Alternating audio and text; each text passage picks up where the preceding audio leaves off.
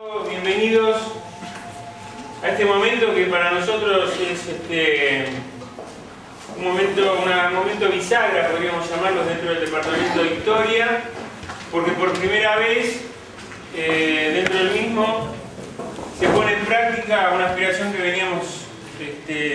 teníamos junto con otros compañeros y la Cátedra de Prehistoria y Arqueología. La Cátedra de Pueblos Originarios, como muchos de ustedes saben, es un viejo anhelo que teníamos, como decía, y que se fue dando desde hace 2 años más o menos que iniciamos la propuesta al Consejo Directivo del Joaquín, y con dificultades ciertas, pero que al fin y al cabo dieron este resultado. Poner en práctica lo que dice la fría letra, muchas veces incumplida, generalmente incumplida, de la Constitución, que es que los pueblos originarios pueden contar su verdadera historia, la historia de los vencidos, como se dice comúnmente, dentro de una institución oficial, que los pueblos originarios puedan dictar en esta institución su propia historia. Que fueron silenciadas durante muchos años por una historia que precisamente planteaba, ¿no es cierto?, si bien es cierto que planteaba el estudio de las culturas indígenas, lo hacía desde la perspectiva del indio muerto, porque el indio vivo estaba o era en aquellos años todavía perseguido en los montes del Chaco, o simplemente muertos, ¿no es cierto?, a pagar el par de orejas, discúlpenme, ¿no es cierto?, en la Patagonia. Creo que esto es una deuda histórica que tenemos los que cultivamos la disciplina, y por lo tanto me siento nuevamente muy conforme y muy orgulloso de que esto se pueda dar en nuestro instituto. Hermana Nimia Ana Apaza, presidente de Derecho Positivo Indígena del Colegio de Abogados de Jujuy y representante del pueblo Coya de Jujuy. Las puertas a los pueblos indígenas para que nosotros mismos empecemos a escribir la historia, me parece que es una de las aperturas más grandes que tenemos. Son nuestras aspiraciones. O sea, el tema de la historia para nosotros fue terrible. Siempre hemos dicho, ¿por qué tenemos que estudiar en una historia escrita por los vencedores? Mi primer trabajo fue en el año 72, presentado al Consejo Nacional de Educación, donde pedíamos la enseñanza en la lengua materna y la revisión de los textos escolares.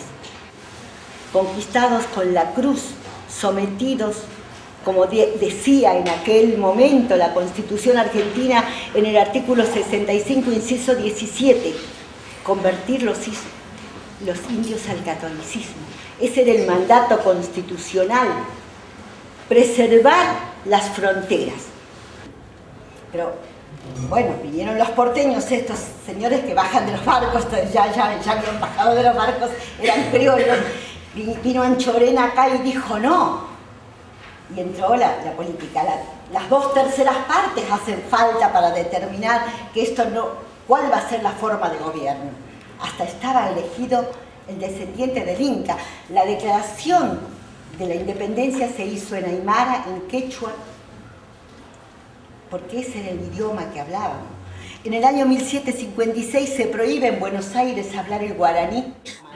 Nos voltearon los troncos, pero no podrán ni pudieron arrancar jamás nuestras raíces. Gracias.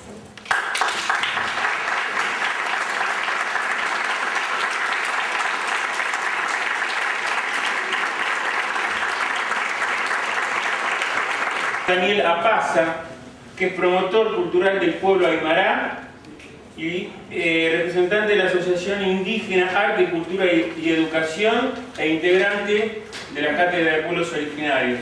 De las comunidades, al lado de los representantes de comunidades, y no los ha tomado en cuenta.